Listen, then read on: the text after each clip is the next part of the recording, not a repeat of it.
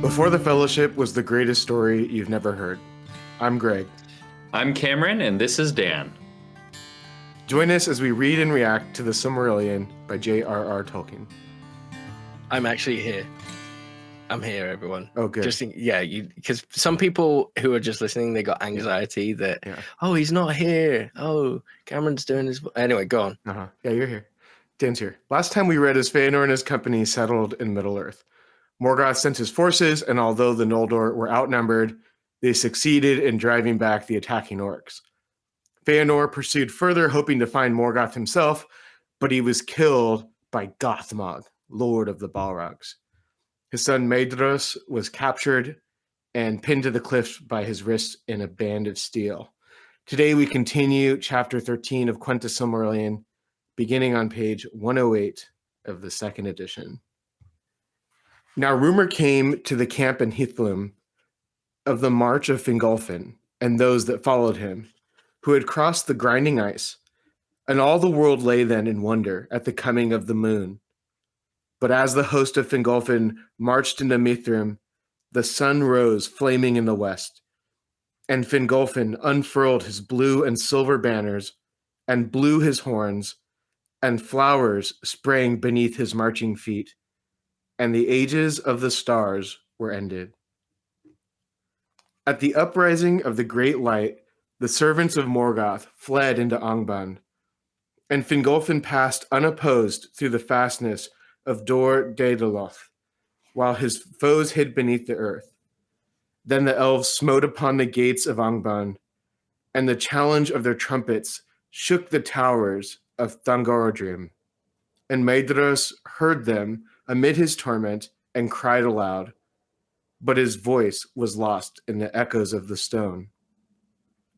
But Fingolfin, being of other temper than Fëanor, and wary of the wiles of Morgoth, withdrew from Dor Daedaloth and turned back towards Mithrim, for he had heard tidings that there he should find the sons of Fëanor, and he desired also to have the shield of the mountains of shadow, while his people rested and grew strong. For he had seen the strength of Angband, and thought not that it would fall to the sound of trumpets only. Therefore, coming at length to Hithlum, he made his first camp and dwelling by the northern shores of Lake Mithrim.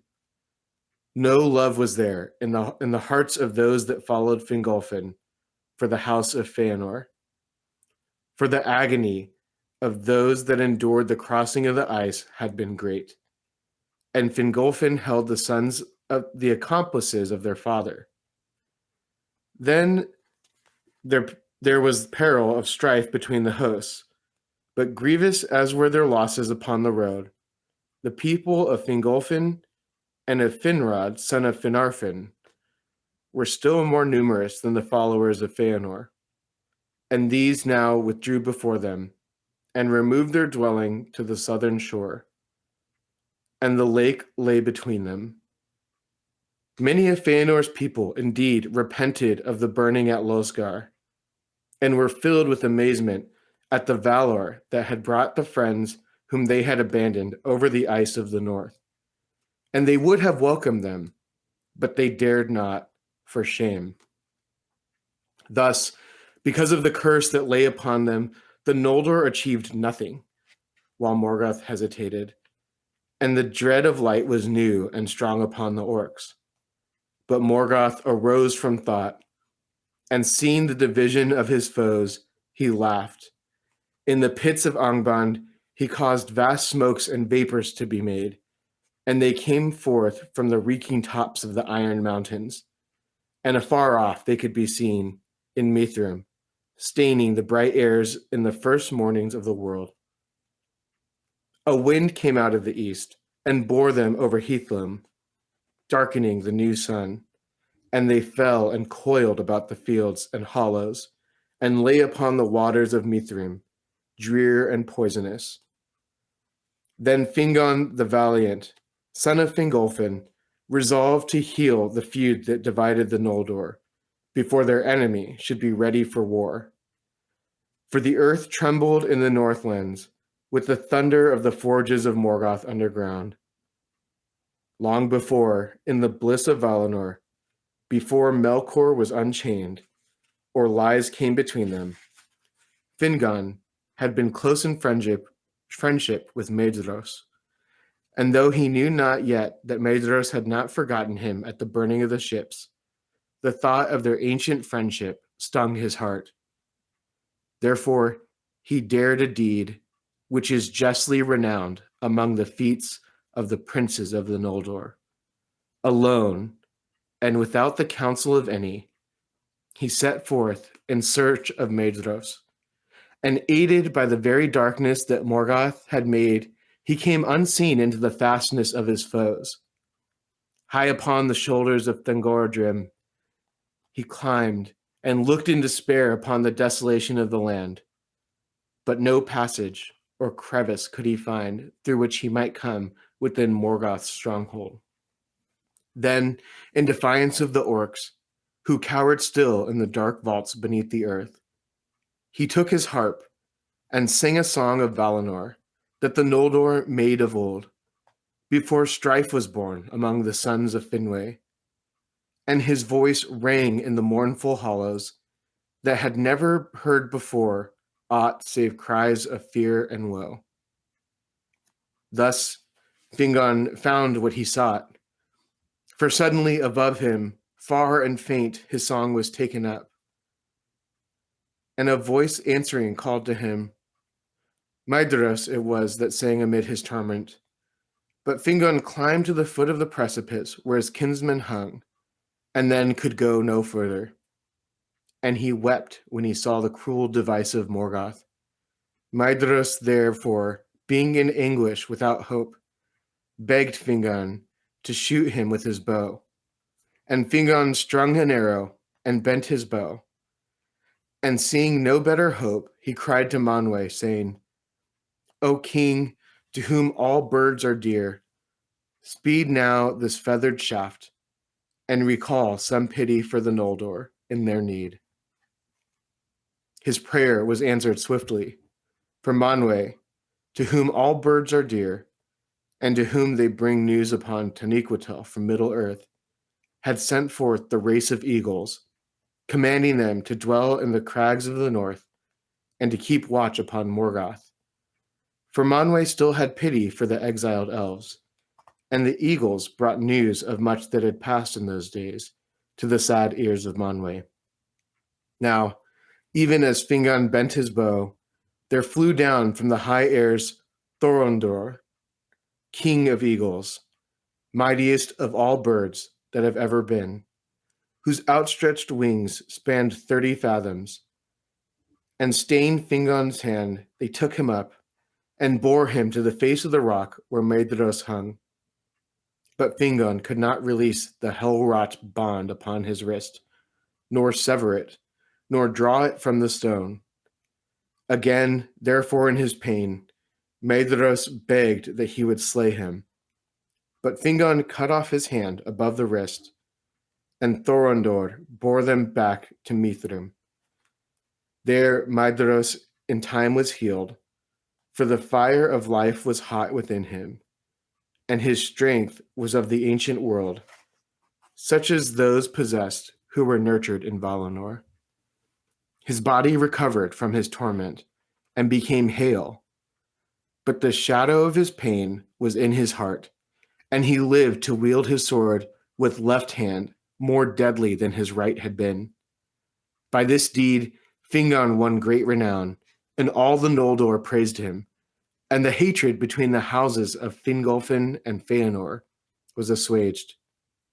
For Maedhros begged forgiveness for the desertion in Ahriman, and he waived his claim to kingship over all the Noldor, saying to Fingolfin, If there lay no grievance between us, Lord, still the kingship would rightly come to you, the eldest here of the house of Finwë, and not the least wise. But to this his brothers did not all in their hearts agree. Therefore, even as Mandos foretold, the house of Feanor were called the dispossessed, because the overlordship passed from it, the elder, to the house of Fingolfin, both in Elendë and in Beleriand, and because also of the loss of the Silmarils. But the Noldor, being again united, set a watch upon the borders of Dor Daedaloth, and Angband was beleaguered from west and south and east. And they sent forth messengers far and wide to explore the countries of Beleriand and to treat with the people that dwelt there. So in summary, Fingolfin's host follows Feanor's towards Angband as the first sun rises. Morgoth's forces retreat, fearing the light, and Fingolfin decides to regroup. When Fingon, Fingolfin's son, hears that his old friend Maedhros is captured, he goes alone to rescue him. He reaches the base of the precipice from which Maedhros hangs, and Maedhros begs him to kill him with an arrow. Fingon prays to Manwë, who sends Thorondor, king of the eagles. Thorondor lifts him to the high peak, and Fingon is able to free Maedhros by cutting his hand off. He begs forgiveness from Fingolfin, and the two hosts are reconciled, aside from some of Feanor's sons who still believed kingship belonged to them. Yeah, this is one of my favorite stories in the whole book. It's amazing. Yeah. Yeah, it's so much of what we've read so far is just really sad and tragic. It's just like people making bad decisions and suffering because of it, and betrayal. And this is kind of, we've heard stories of creation and goodness, but this is kind of the first real, I think, redemptive story where someone kind of, does this great deed in order to heal and repair and succeeds in this heroic act, Yeah, when you ask the question, how narratively can you reconcile these houses together? Because Feanor's kindred did, Feanor leading it, did a horrendous, almost unforgivable act of taking ships and then burning them, not even sending them back. He left them for dead, really, right? Yeah. And then how do you reconcile that? And you have two cousins, two sons of their father who are brothers who come together. It's this reconciliation of two cousins that then reconciles the households. That's amazing. Beautiful. It is a beautiful description too, how it kind of describes how it was the thought of their friendship, their ancient friendship, for ages they had been friends, best friends. Yeah, an ancient friendship. And it says that he didn't even know that Maedhros didn't have in his heart to burn the ships. Yeah. He didn't even know that, but still he wanted to rescue him. Right. Yeah, I love that. I just think it's I don't know. It's a really admirable character, and it's kind of one of the first times we've really seen this. It is funny because we talked about these horrible acts of Feanor and his people, and there's kind of this awkward moment where Fingolfin shows up in Mithrim by the lake, and they're all back together, and they're like, "Oh, we didn't think we were going to see them again," Wow, I'm impressed. We thought we'd killed them, but here they are, and they're right next to us. A lot of them just had shame for what happened, and they didn't will the burning of the ships, but they were too ashamed to invite them over to their camp. Yeah. When he's praying to Manwë, he draws his bow. And it seems like he's praying for accuracy to end his life, right? Because he can't climb any higher. Right. So he's praying to Manwë, he doesn't say these words, I don't think, but he's praying so that Manwë guides his arrow and slays him. Yeah. Where is that again? Oh, yeah. Maedhros, therefore, being in anguish without hope, begged Fingon to shoot him with his bow. And Fingon strung an arrow and bent his bow. And seeing no better hope, he cried to Manwë, saying, "O king, to whom all birds are dear, speed now this feathered shaft and recall some pity for the Noldor in their need." Yeah, so he's praying for something that's very specific and very... It's like, here's here's what I think needs to happen. And he prays for this thing to happen. What's amazing is that Manwë answers his prayer in a much mightier way. Like, he didn't even think to pray for that. Like, can you send me the king of eagles, to fly me up there? And I didn't think of this beforehand, but there was a time in my life where someone was praying over me, and I was worried about something that was pretty small. It was like, I hope I can make this video and it's not bad or something like that. And he was praying over me, and he said, Lord, answer Cameron's prayer in such a big way that he doesn't even know what to pray for. But answer, be generous to him, and just show him your generosity. Like, as if Cameron prayed for something like very mighty to happen and very new. And I thought that was such a beautiful prayer. Like, give him what he didn't even ask for. Give him more than he's asking for. Even more. Yeah. Yeah. Yeah.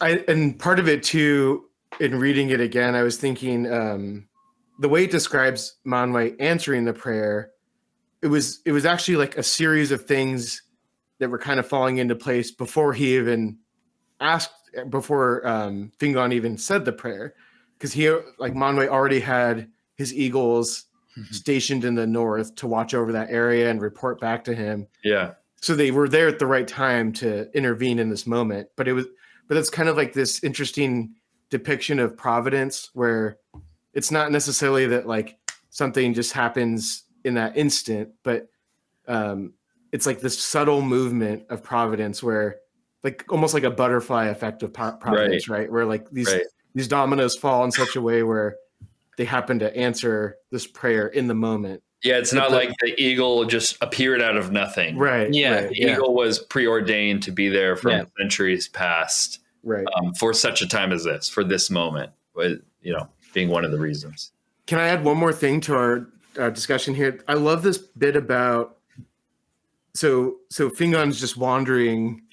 I mean, you can imagine him like he's trying to find a way into the fortress because he thinks he's being held prisoner there, because nobody really knows what happened to Maedhros exactly. They just know that he was captured and taken alive. So he's wandering around and he's beginning to lose hope. And the thing that he thinks of is, it harkens back to his ancient friendship. He pulls out his harp and he starts singing. And I love this description here too, where it says that, those lands had not heard such a sound before. Like, all they'd heard before were cries of fear and woe. Wow. And there's a certain sense where he's like bringing like a healing presence to the land itself, who's just been like in torment under the cruel tyranny of Morgoth, right? But he's bringing this pure thing, this like beautiful music and song. And that's the way that he's able to find who he's looking for and how he's able to kind of achieve his goal. That's cool. So good. It's super rich. It's awesome. Well, if you like what you hear, Dan, what are some of your thoughts? Yeah, we've been talking a lot, but what are some of your thoughts? I mean, I'm still stuck on the prayer. That, I mean, anybody who prays kind of knows that that's how it goes, right? You're in a moment of prayer, and sometimes it's a petition for a very specific thing in a time of desperation, and other times it is just a kind of, you're asking for something that you think is noble or you think that you need. And you ask it in a way that is like narrow and singular, and God answers it in a way that is really left field and out there. And so, like, recall some pity for the Noldor and their need. He can't even envision what is going to come next. Right. And so, in a sense, I think he doesn't feel he has a right to ask anything bigger, because he is like, yeah, why would he? Why would he? Yeah, he's like kind of a scoundrel himself in a certain sense. Yeah, he's got good elements, but like, he's also participated in this kind of mutiny against the Valar. And he recalled some pity using birds that are like dear to him. Like he's like, yeah, I'm not going to use your feathered shaft. I'm not going to use your bow and arrow. I'm going to use something even mightier than that, and it will be a bird, the most glorious of the birds. How big is 30 fathoms? I think a fathom is 3-ish miles. So 90 miles. Well, 90 miles. 90 miles? Yeah. What? Oh, wait. A league might be 3 miles. Let's Google it. Because I get confused between fathoms and league. You look it up, and I've got one other thought that I wanted to mention before we run too long. I love this bit. 2 yards. 10 yards? 2 yards. So 60 yards. I was That's thinking of a still league. Massive, Right. yeah. 60 yards. So like half of a football field is this bird. A little more than half of a football field. Makes a lot more sense than well, like a bird's wingspan is different from like our, like that could still. I mean, that's a big bird. It's a very big bird, but it's like dog years. 90 miles would be like a city. A mothership. Just returning to the figure of Maedhros, he was healed because of his strength and the hot life within him. But I love this bit too, where it says, because he lost his right hand, right? And it says he lived to wield his sword with his left hand more deadly than his right had been. Oh, There's just like this immense strength in him, and as he recovers, I wonder too. There's like kind of the strength that comes from the act of love that he was the like recipient of his friend, but also just like probably he has a deep hatred for this Valar or former Valar who killed his father and like made him endure the suffering. Yeah, I mean, sorry, it also speaks to me of just like he must have loved swordcraft so much. So when I studied rock music, I studied performance electric guitar. There was this pretty famous metal guitar player called Dave Kilminster, and incredible guitar player.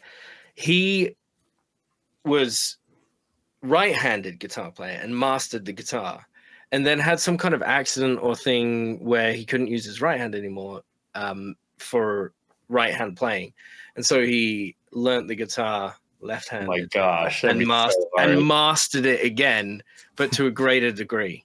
But it's because of the love of the craft of playing. Right. Guitar. That's a great story. Yeah, and so it's like it's not just like he must have just loved the craft of the sword. Yeah, Sweet. God bless Dave Kilminster wherever he is right now. He was like the most flamboyant. He always had these like really like nice, like probably like $1,000 shirts and really long like straightened hair and leather pants. And he'd be like, guitar playing is just basically so that's all you really need to do. You try now. And they were like,